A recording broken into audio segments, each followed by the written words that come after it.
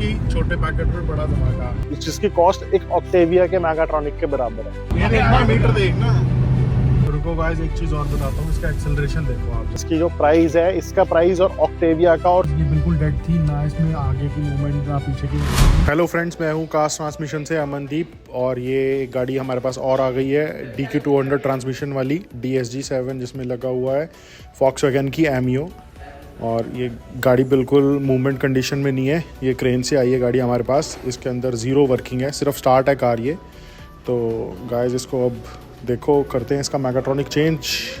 पहले उतर जाइए। मैं हूँ कार्स ट्रांसमिशन से अमनदीप। एक आज हमारे पास आई हुई है वॉक्सवैगन की एमियो में सेकंड जनरेशन DQ200 लगा हुआ है, जो इतनी मतलब जिसकी कॉस्ट एक ऑक्टेविया के मैगाट्रॉनिक के बराबर है। आओ ये देखो, इसके अंदर अब ये डिसमेंटल कर ही रहे हैं, इसको ओपन कर ही रहे हैं। ये मनप्रीत सिंह लगे हुए हैं इसके अंदर। नीचे से दिखाओ, ये इसके अंदर मैगाट्रॉनिक खुल रहा है। इसके अंदर मतलब इसकी जो प्राइस है, इसका प्राइस और ऑक्टेविया का और सुपर्ब का न्यू मॉडल का सेम प्राइस है, क्योंकि इसमें सेम पार्ट नंबर लगा हुआ है। DQ200 का जो पार्ट नंबर है लास्ट में 69F निकलता है इसके अंदर, जो बिल्कुल प्राइस सिमिलर टू ऑक्टेविया और सुपर्ब है।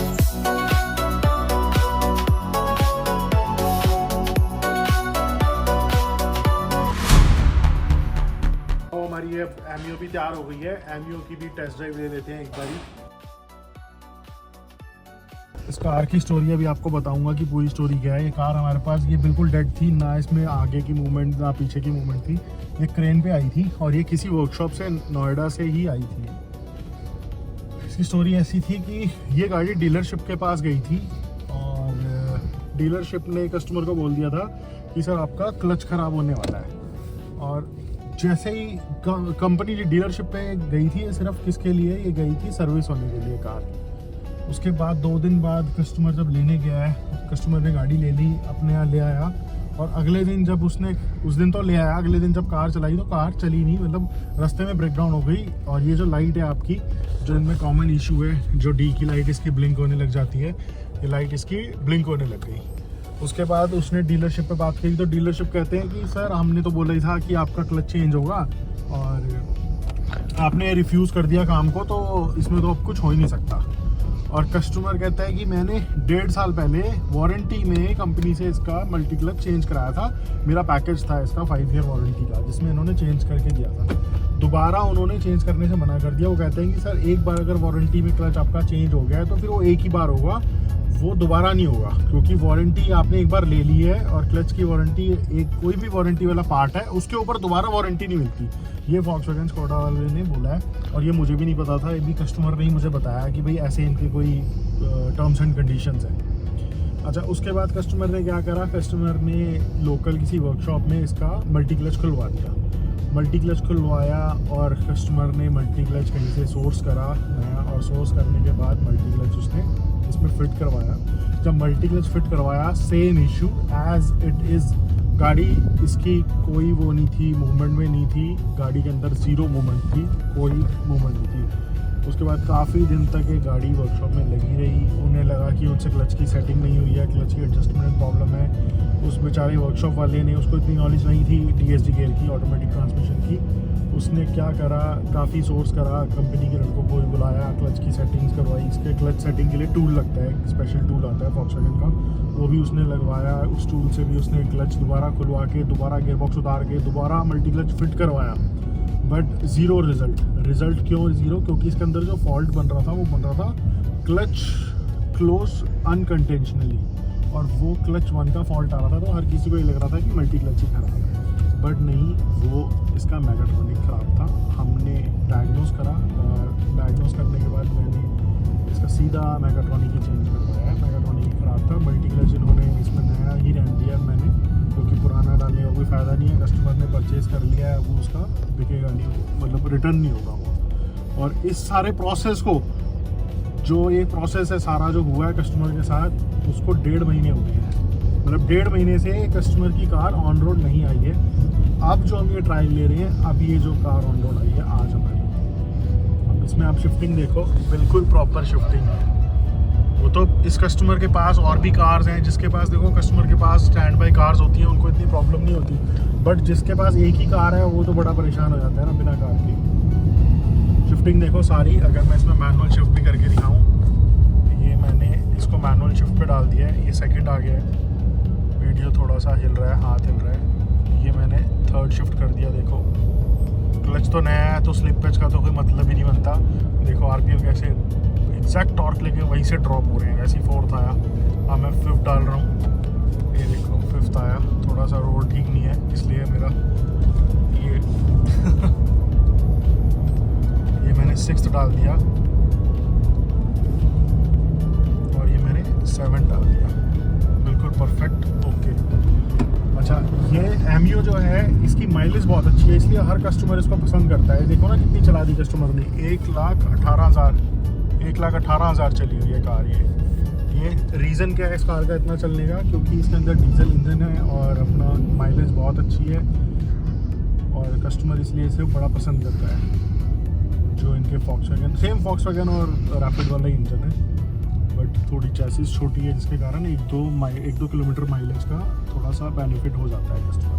माइलेज तो चलो इसकी अच्छी है और अगर मैं बोलूँ तो पॉकेट फ्रेंडली है। माइलेज इसकी बहुत ज़्यादा 20-22 की, इसलिए कस्टमर को पसंद है। बट अब जो एमयू के अंदर सेकंड जनरेशन का जो मेगाट्रॉनिक लगा हुआ है, ये मेगाट्रॉनिक की कॉस्ट इतनी हाई है कि अगर मैंने जैसे ये बताया था कंपैरिजन करके कि स्कोडा सुपर्ब और ऑक्टेविया वाले प्राइस का मेगाट्रॉनिक है इसका।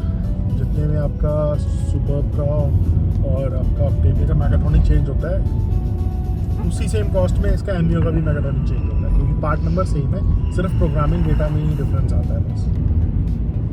बाकी ये हो गई ये गाड़ी हमारी बिल्कुल फाइनल और काफ़ी चला दी हमने गाड़ी है, अभी 20-22 किलोमीटर चला चुके हैं। इसकी टेस्ट ड्राइव हो गई है फाइनल, कल ये गाड़ी हमारी डिलीवर हो जाएगी।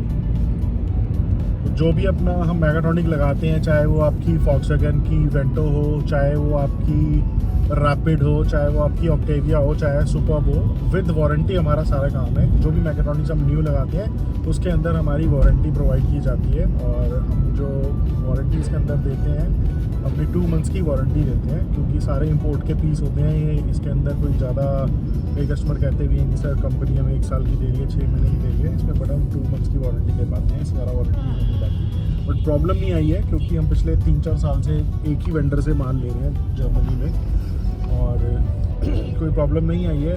रेशो बिल्कुल फेलियर नहीं है, 1% भी फेलियर रेशो नहीं है। मतलब 2-2 साल हो गए हैं जिन भी कार्स में लगा हुआ है, अभी तक कोई प्रॉब्लम नहीं आई। इसीलिए हम सिर्फ एक ही वेंडर से डील करते हैं। थोड़ा कॉस्टली है, कई कस्टमर बोलते भी हैं मार्केट में हमें यूज़ इतने का मिल रहा है, इतने का मिल रहा है, बट उनमें कंप्लेंट आ जाती है कुछ टाइम बाद। अब इसीलिए हमने पहले बहुत लगा के देख लिए, यूज़ भी अरेंज करके देख लिया और इंडिया का अपना कुछ लॉट का माल भी आता है, कुछ सरप्लस का माल भी मेगाट्रॉनिक्स आते हैं, वो भी लगा के देख लिए, बट कंप्लेंट आ जाती है। न्यू होता है और 2-4 साल आपका फिर दोबारा कहीं ख़राब नहीं होता। कस्टमर्स ने 1-1 लाख चला दिए मेगाट्रॉनिक हमारे जो लगाए हुए हैं, जो 2-2 साल पहले भी लगाए थे, वो कार्स 1-1 लाख किलोमीटर चल चुकी है, सिर्फ सर्विस के अलावा और कुछ भी नहीं। सर्विस मैं वही रेकमेंड करता हूँ, इसके DSG की भी 20,000 में मेगाट्रॉनिक की सर्विस आप करा लो। सिर्फ 1 लीटर तेल लगता है, जिसकी कॉस्ट आपकी 2400 रुपीज़ कॉस्ट है जिसकी। फिल्टर चेंज कराने की भी ज़रूरत नहीं है। मेगाट्रॉनिक के अंदर जो 2 फिल्टर लगे होते हैं DQ200 के, वो भी आप 50,000 किलोमीटर पे चेंज करा लो, कोई प्रॉब्लम नहीं आती, बिल्कुल सही चलता है। और दूसरा, जैसे मैं बताता रहता हूँ आपको कि बैटरी के कारण बहुत फेलियर है। बैटरी आपकी अगर सही रहेगी, मेगाट्रॉनिक आपका सही रहेगा, मेगाट्रॉनिक ख़राब नहीं होगा। बैटरी से बहुत ज़्यादा मेगाट्रॉनिक का जो इलेक्ट्रॉनिक बोर्ड है उसके डैमेज होने के 90% जो चांसेस होते हैं वो उसी से होते हैं। ओके गाइस, ये इसकी टेस्ट ड्राइव हो गई है, मिलते हैं सून नेक्स्ट वीडियो में।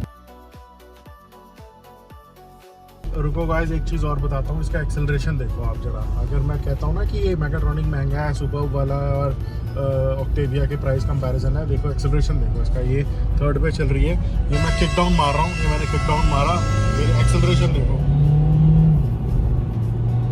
है कोई बातचीत एक्सेलरेशन में?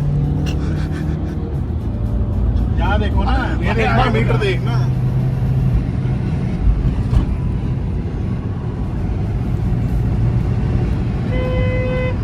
आई थिंक सो इसका ऑफिशियली जो क्वार्टर माइल है ना, वो स्कोडा ऑक्टेविया जो पेट्रोल आती है उसके एज सिमिलर ही है। उसका भी मैं आपको निकाल के एक बारी ब्रोशर दिखाता हूँ। इसका जो क्वार्टर माइल कर रही है ये as comparison to Skoda Octavia कर रही है। एक्सेलरेशन और अगर आप स्लो चला रहे हो तो माइलेज, ये है समझ लो कि छोटे पैकेट में बड़ा धमाका। अंदर जगह बिल्कुल नहीं है बैठने के लिए, लेकिन एक्सेलरेशन ऑक्टेविया सुपर सेम, कोई फर्क नहीं। तो यार इसी ट्रैफिक के से बचने के लिए तो हमने यू टर्न लिया था, ये फिर ट्रैफिक यहाँ इस टाइम लगा हुआ है। नंबर देख उसका DBR 0001 GLC का। हाँ भाई मतलब नंबर रोब, मतलब पूरा रोब कर रहा है नंबर। भाई कैसा लगा, मतलब के लिए भाई आपको कैसा लगा देख कर ना, मतलब इसकी स्पीड वगैरह भाई मजा आ गया, आ गया मजा। एक्सेलरेशन देखकर कैसा लगा भाई? अच्छा लगा भाई। ऑक्टेविया वाला है यार। भाई आप हंस क्यों रहे हो भाई? फर्स्ट टाइम बैठा हूं ना। नंबर दिखा, नंबर इसका DBR 0001 महंगा नंबर है, महंगा नंबर नहीं है।